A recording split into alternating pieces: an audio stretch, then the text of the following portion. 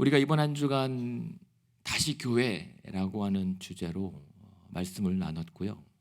그리고 오늘 마지막 부흥하는 교회, 쇠퇴하는 교회 특징의 가장 중요한 요소가 한 가지 남았습니다. 슬라이드를 보여주시면 부흥하는 교회의 특징은 공동체입니다. 소그룹, 모임에 힘쓰는가 아닌가. 그래서 부흥하는 교회와 쇠퇴하는 교회의 현격한 차이가 모이기에 힘쓰는가 아닌가로 그냥 극명하게 판가름이 납니다. 그래서 뒤에 보면 그 모이기에 힘쓰는 어떤 그 역동의 동인이 뭐냐면 그 성도들의 변화에 대한 의지가 컸다. 그러니까 이전에 계속 해왔던 그런 패턴의 익숙함을 벗어나서 새로운 시대와 주님의 명령과 변화의 요구에 신속하게 반응할 수 있는 그러한 힘이 모임에 힘쓰는 것으로 이어지고 나눔의 활성화가 이어졌다라고 하는 것이 두드러진 특징입니다. 됐습니다. 네, 그것이 결국은 이제 부흥하는 교회, 우리가 교회의 부흥을 원하고 그래서 사모한다고 한다면 말씀에 나오는 것처럼 날마다 마음을 같이하여 모이게 힘쓰는 공동체에게 달려 있다라고 하는 겁니다. 이와는 별도로 다른 설문조사가 있는데요. 그럼에도 불구하고 왜 교회를 떠나십니까? 라고 했더니 강요받는 신앙이 부담스럽다는 게 1위입니다. 자꾸만 이제 뭔가 강요를 한다는 거죠, 교회에서.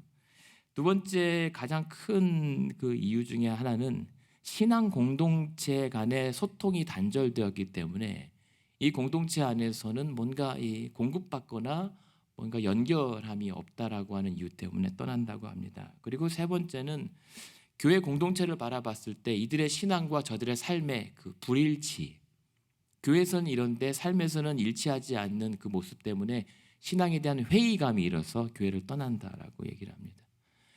그런데 놀라운 역설은 뭐냐면 교회를 떠나는 이들의 대부분이 다 서리집사, 안수집사, 직분자 이상이라는 거죠. 왜 그럴까?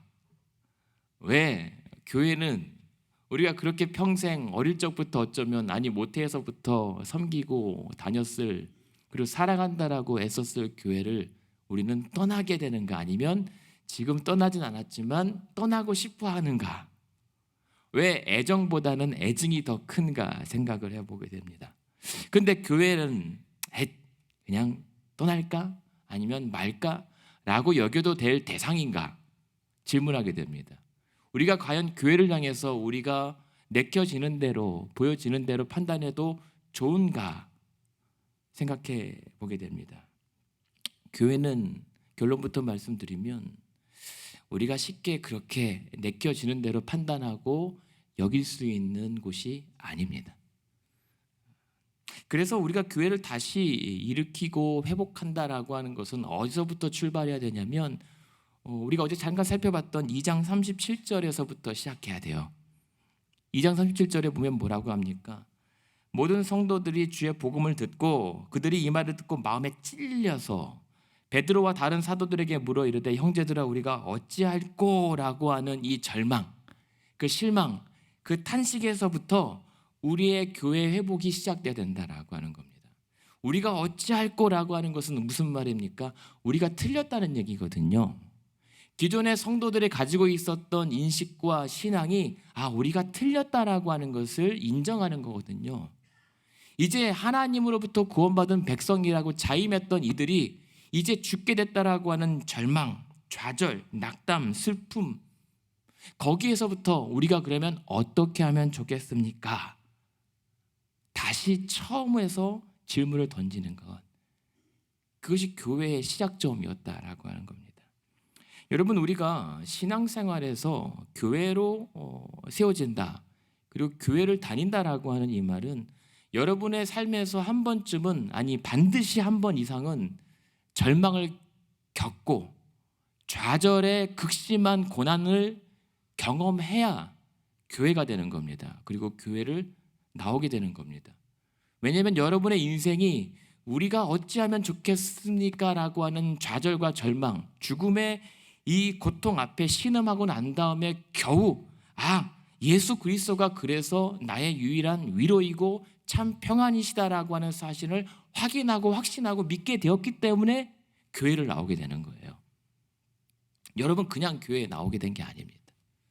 내가 어떻게 하면 좋겠습니까? 라고 하는 절망의 끝에 그래서 예수가 나의 유일한 위로이시구나 라고 하는 사실을 믿었기 때문에, 아니 믿고 있기 때문에 여러분 이 자리에 나와 있는 거예요.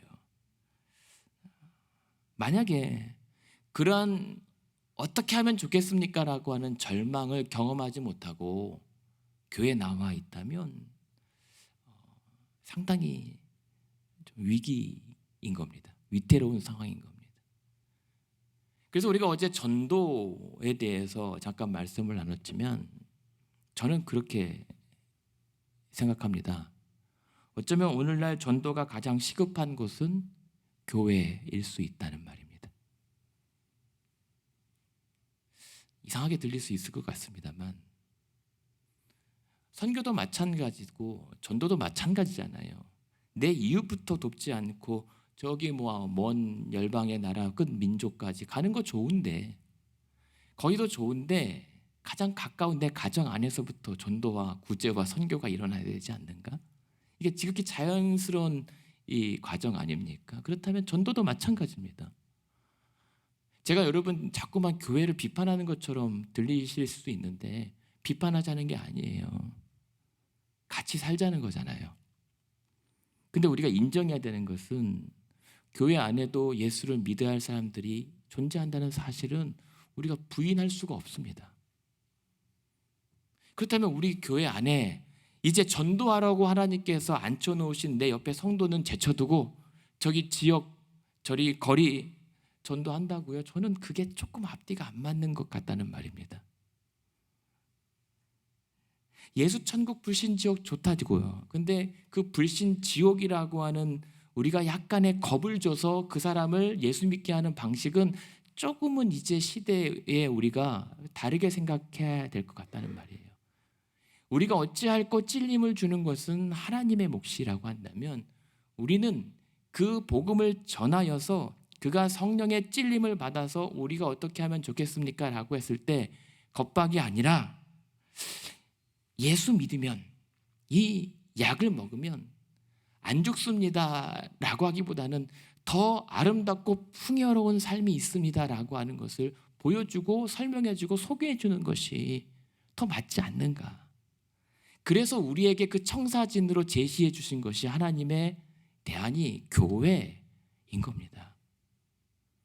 교회 안 다니면 지옥가가 아니라 교회를 보면서 하나님의 나라가 얼마나 아름다운지를 우리가 모델하우스 정도 기껏해야 그 정도의 역할로 우리를 교회로 모이게 하신 거거든요. 근데 그 하나님의 어쩌면 은혜의 짜투리 공간일 수 있는 이 교회를 통하여 하나님의 이 땅의 선한 구원의 역사가 어마무시하게 이루어져 왔다는 사실입니다.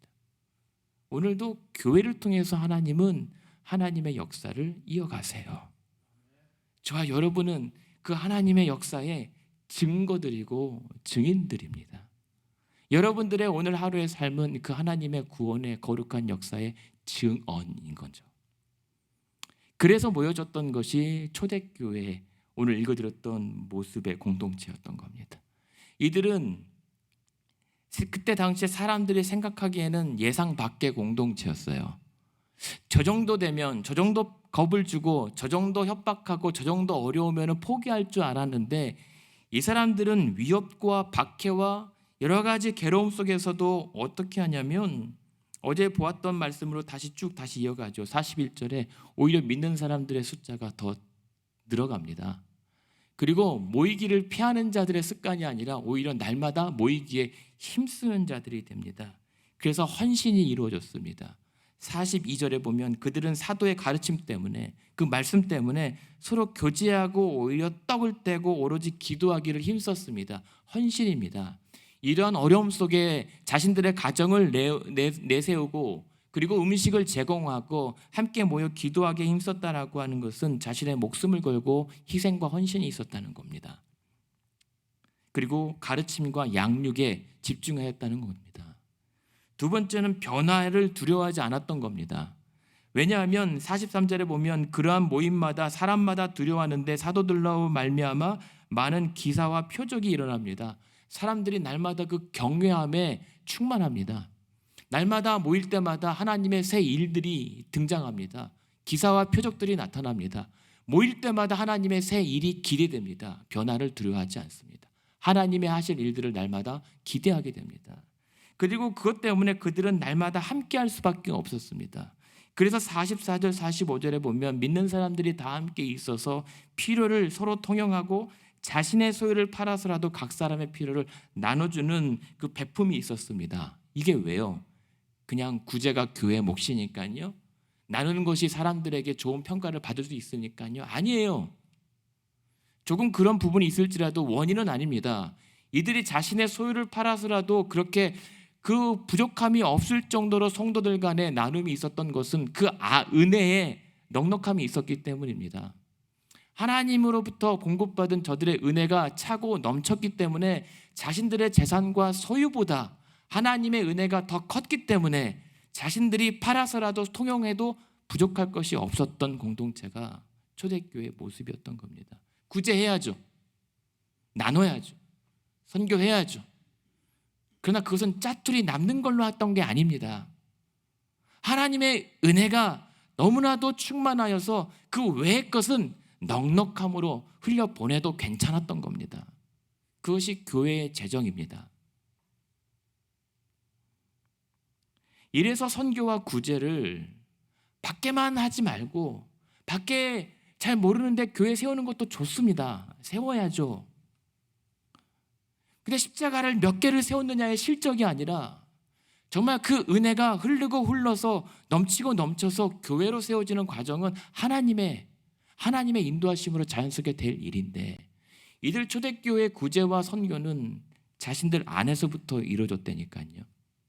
성도들이 굶어 죽고 헐벗고 있는데 건너서 이방 열방 정도 하지 않았던 겁니다. 저는 그렇습니다. 우리 교회도 구제 사역과 선교 사역들이 다시 우리 안에서부터 점점 차근차근 확장돼야 되지 않는가 생각합니다.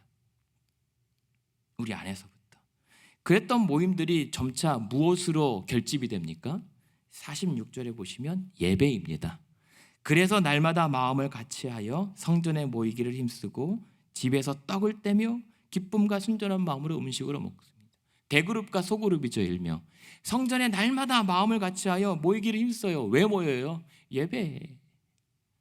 여러분, 예배하는 여러분 옆에 앉아있는 이 성도님들이 얼마나 귀한 분들이시 아십니까? 이분들 없으면 우리 예배 못 드립니다. 아니, 같이 하는데 마음을 같이 하지 아니하면 예배 드리고 싶지 않습니다. 우리가 왜 교회 오기를 즐거워합니까? 함께 내 옆에 성도와 마음이 같아 하나님을 찬양하는 것이 즐겁기 때문이거든요. 그게 예배입니다. 날마다 마음을 같이 하여 성전에 모이기를 힘쓰는 게 중요합니다. 마음을 같이 한다라고 하는 것은 만장일치예요. 예? 그냥 마음이 똑같은 거예요. 그냥. 근데 어떻게 같아요? 사는 게 다른데. 예수 안에서는 이견이 없다는 겁니다. 하나님의 은혜만큼은 절대 타협할 수 없는 동일한 마음이란 말입니다. 그게 예배예요. 여러분, 우리가 그런 예배가 이 성전에 모이기를 힘쓰는 동력이 되기 원합니다. 여러분 앞에, 뒤에, 옆에 사람들 다 달라요. 같으면 이상한 겁니다, 오히려. 근데 예수 안에서만큼은 그 기쁨의 대상과 이유가 한결같아서 한 마음 한 뜻 한 입술로 예배할 수 있는 이유는 근거는 딱 한 가지예요. 하나님의 진리, 예수는 그리스도. 여기에서 마음이 같아지는 거죠. 여러분, 괜히 저 사람과 의견이 동일해야 되는데 아니라니까요. 그랬을 때, 이 예배가 회복됐을 때 소그룹이 살아나요. 이들이 성전에 모였는데 그 다음엔 어디에서 모입니까? 46절 중반에 집에서 모여요. 떡을 떼며 기쁨과 순전한 마음으로 음식을 먹습니다. 집에서 모여요. 구역 모임이겠죠. 선교의 모임이겠죠. 어떤 소그룹 모이고 친교겠죠. 거기서 떡을 떼요. 물론 떡을 뗀다는 게 성만찬이라고 얘기도 합니다. 그렇다면 그 가정에서 만찬을 나눌 때 이들의 초대교회 만찬은요, 남자와 여자와 주인과 종이 한 테이블에서 같이 식사를 하는 거예요. 어디 상석이 있고 뭐 아랫자리가 없습니다. 그런 주의 같은 공동체로서 모이게 힘써서 또 이들이 음식을 또 떼면서 또 뭘 해요? 47절에 보면 뭡니까? 하나님을 찬미해요. 모여서 막 이런저런 얘기도 할 만하는데 순전한 마음으로 하나님을 찬미함에 이르러요. 여러분, 우리 구역 모임이, 선교회 모임은 이러한 모임이어야 합니다. 여러분, 부탁드립니다. 그냥 개인이나 그냥 사석에서 그냥 편안하게 뭐 세상 같은 세상의 자리를 마련할 수는 있어요. 그래요. 그것까지는 그렇다 치죠. 선교회 모임과 구역 모임만큼은 세상의 유흥은 그때만큼은 빼십시오. 가끔 제가 민망할 때가 있거든요. 그냥 편하게 그냥 뭐 개인적으로나 그룹별로 그냥 친교하실 수는 있는데 그래도 구역 모임이나 선교회 모임만큼은, 그런 모이는 어떤 모임만큼은 와인병 들고 가지 마십시오. 그때가 아니더라도 충분히 하실 수 있잖아요. 왜냐하면 그 모임은, 집에서 모임에 힘쓸 때는 무엇 때문에요? 떡을 떼며 기쁨과 순전한 마음으로 하나님을 찬미하기 위한 거거든요. 예배하고 하나님으로 인하여 기뻐하고 위로하고 기도하는 모임이 예배 공동체 모습이에요. 근데 이거는 좀 말씀드린 김에 더 말씀드리면, 기도하고 이제 시작해보자라고 판 벌리는 데도 있어요. 우리 교회 얘기가 아니라. 그러면 차라리 기도를 하지 마십시오. 그냥 기도하지 말고 그냥 드십시오. 그러한 선교회와 구역의 모임이 회복돼야 돼요. 하나님을 순전한 마음으로 찬양하는 모임. 그런 결과로 무엇입니까? 47절 후반에 그랬을 때 어떤 결과가 나요? 온 백성에게 칭송을 받습니다. 여러분, 우리 신앙생활 잘한다고 했을 땐 하나님이 알아주시는데요. 그런데 그 결과는, 그 증거는 온 백성들, 여러분 이웃들과 이 지역 시민들에게 칭송받아요. 칭찬받고 존경받아요. 우리만 옳다 주장하는 것이 아니라 우리의 옳음이 드러나게 돼 있어요. 그렇게 온 백성, 온 사람들에게 칭송받는 그런 교회와 성도 되기를 원합니다. 아니, 되어야 합니다. 그래야 교회라고 떳떳하게 말할 수 있죠. 여러분, 교회 부흥을 원하십니까?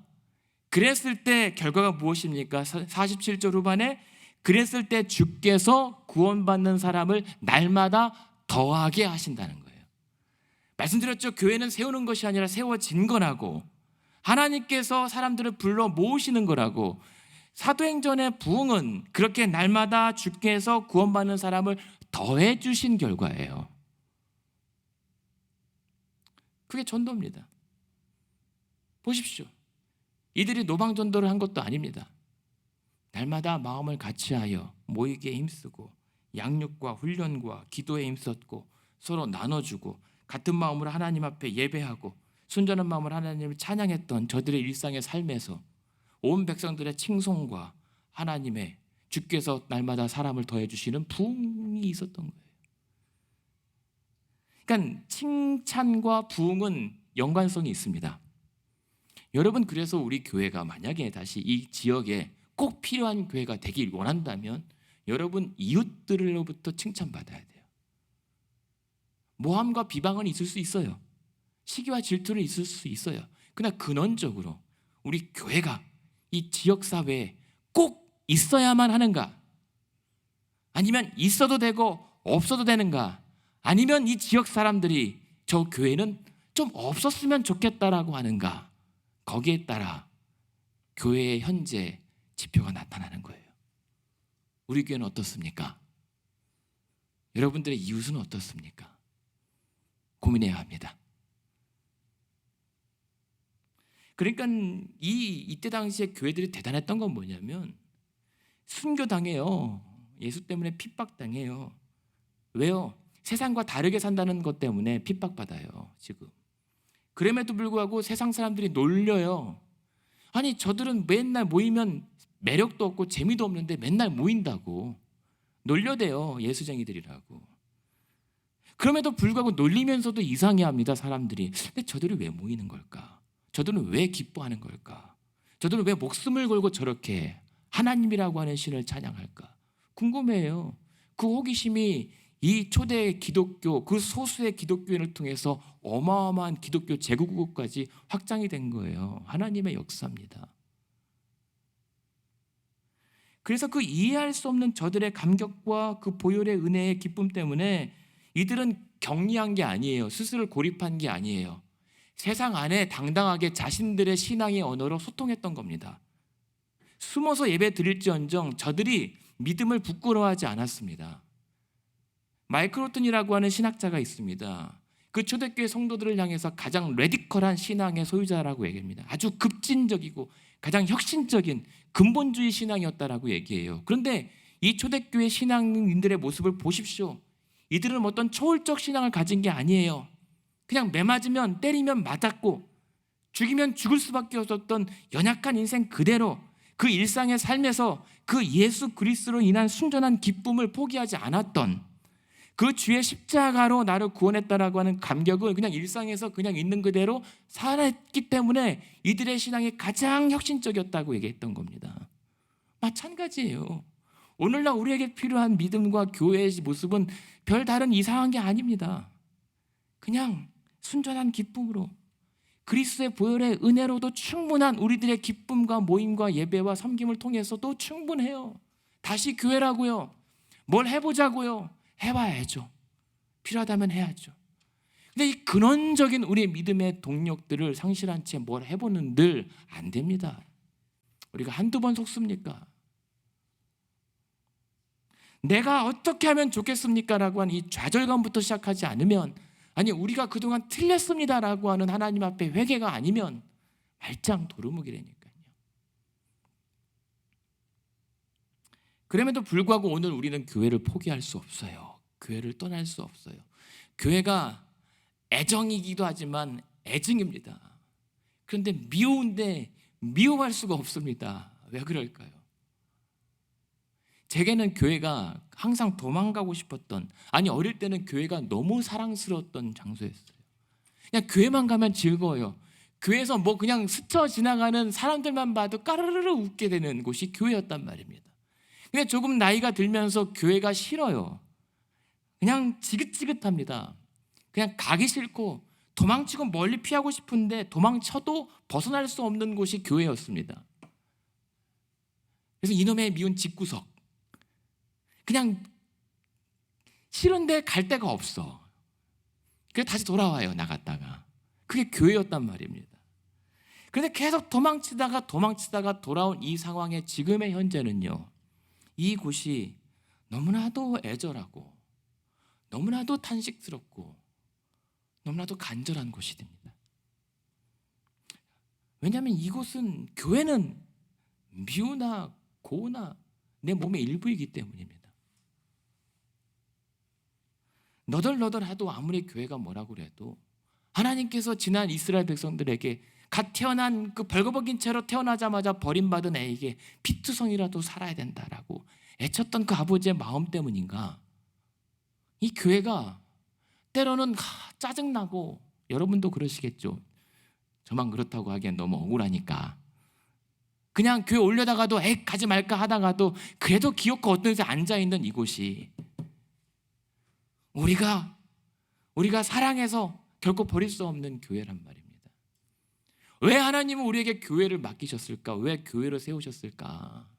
하필이면 한 고등학교가 있습니다. 한 시골, 한 고등학교에 관현악단이 있는데 실력이 아주 형편이 없어요.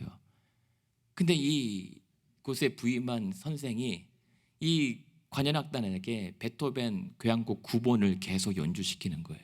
연습시키는데 아주 정말 귀를 열고는 못 듣는 음악입니다. 청각을 잃었던 베토벤조차도 무덤에서 돌아 놓을 정도로 최악입니다. 그런데도 해요. 그럼에도 연주회를 해요. 그래서 물어봅니다. 왜 이렇게까지 볼품없는 이 악단을 가지고 이 어려운 곡을 연주하고 연습시키십니까? 근데 선생이 얘기해요.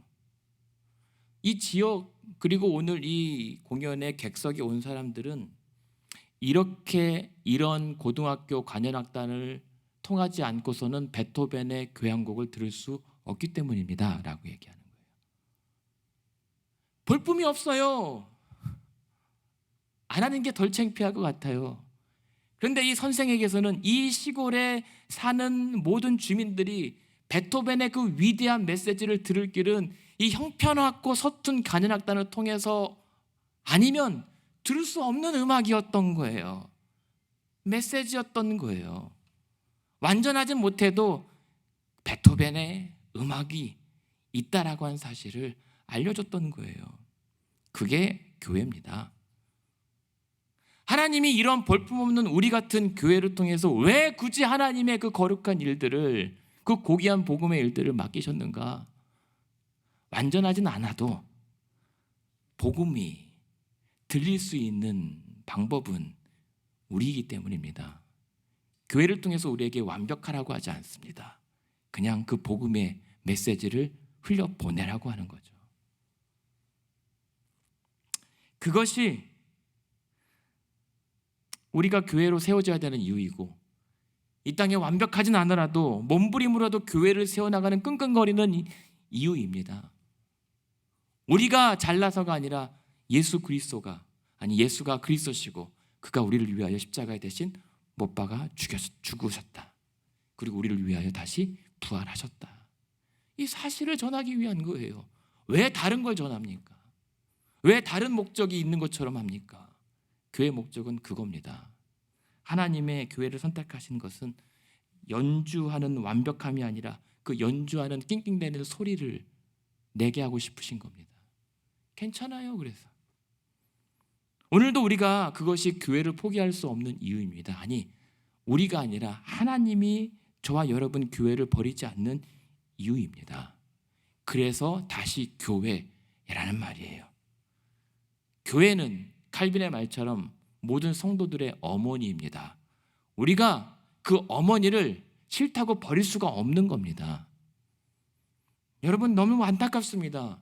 많은 사람들이, 적지 않은 성도들이 교회를 물건 취급합니다. 그래서 우상이 됩니다. 그러나 교회는 생명입니다. 교회는 살아있는 주의 몸입니다.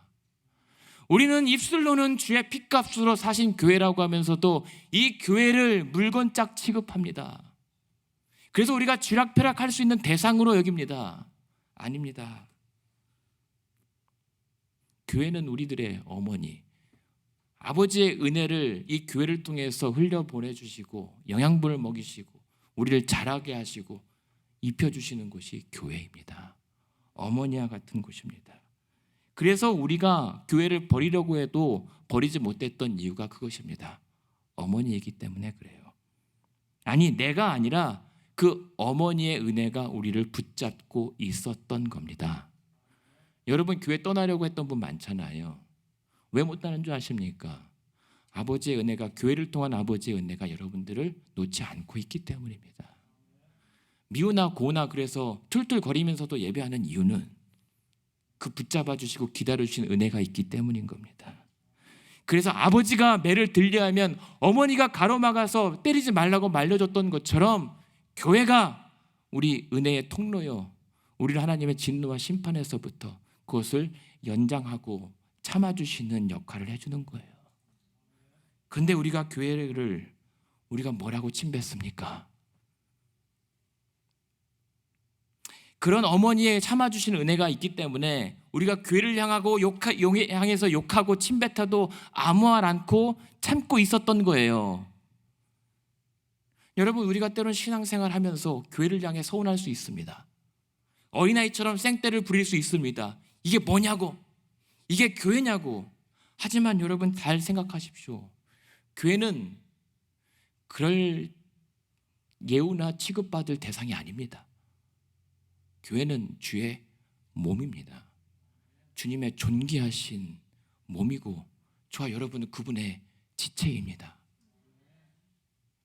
그러니 때로는 마음에 안 들더라도 교회를 잘 섬기십시오. 교회를 더 사랑하시고 잘 돌보십시오. 교회에 대하여 무례하지 마십시오. 교회를 함부로 대하지 마십시오. 교회를 내가 쥐락펴락할 수 있다는 생각하지 마십시오. 교회는 온전히 머리 대신 예수만 이래라 저래라 하실 수 있습니다. 이놈의 교회 하지 마십시오. 이 교회 왜 이래? 이런 말 하지 마십시오. 그 말은 예수님 뭐 졌다야 라고 욕하는 것과 똑같습니다. 누가 그렇습니까? 누가 교회의 주인이란 말입니까? 목사도 여러분도 아닙니다. 오직 하나님만이 이 교회를 허락하실 수 있고 예수만이 이 교회의 머리 되십니다. 그렇기 때문에 저와 여러분은 그분의 귀한 지체이기 때문에 우리가 서로 성도가 서로를 사랑하는 겁니다. 사랑하는 게 왜 사랑합니까? 주의 몸을 사랑하는 거고 그것이 주를 사랑하는 거기 때문입니다. 서로 사랑하라고 말하잖아요. 그것은 존재입니다. 부흥의 조건이나 성도가 되기 위한 조건이 아니라니까요. 하나님은 사랑이세요. 사랑이 하나님의 존재 방식입니다. 성도도 마찬가지입니다. 그 주의 몸으로 하나 된 우리들이 존재하는 방식은 사랑이기 때문입니다. 성도 역시 사랑이어야 합니다. 그래서 미워하려도 사랑할 수밖에 없는 것이 성도입니다. 그게 주의 몸이고 교회입니다. 봉사 좋습니다. 둘째 날에 교육도 좋습니다. 그리고 어제 전도도 좋습니다. 그러나 그것을 왜 해야 됩니까? 왜 하게 됩니까? 우리가 주의 몸이라면 절로 그렇게 되는 거예요. 직분 받기 위해서 하는 게 아닙니다. 칭찬받기 위해서가 아니라 절로 그렇게 되기 때문에 칭송받는 거예요. 어머니니까 때로는 어머니가 싫든 좋든 그냥 그래도 당연히 하게 되는 게 신앙생활이에요. 교회를 섬기는 겁니다. 여러분이 지금 그러고 있는 거예요. 그래야 하니까. 그래서 교회는 물건, 짐짝이 아닙니다. 여러분의 십자가도 아니에요. 여러분 교회를 십자가로 자꾸만 너무 막 비약하지 마십시오. 그냥 우리가 조금 힘들면 십자가래요. 아니에요. 십자가는 정말 내 목숨 걸고 한다면 그렇게 운운할 수 있을지 모르겠습니다만 여러분 교회 뭐 여러분들한테 하는 말씀 아니지만 만만히 보지 마십시오. 저 여기 서 있는 목사도 그래서 무섭습니다. 제가 교회를 이렇게 저렇게 할 수 있다고요? 천만에요.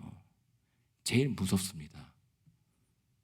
저는 이 자리에서 벌 받을까 봐 무섭다니까요. 온 성도들이 그래야 합니다. 하지만 거기서 살아남을 수 있는 길은 뭡니까?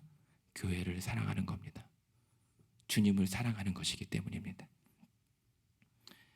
그래서 오늘 우리가 마지막 날 아침에 다시 교회요.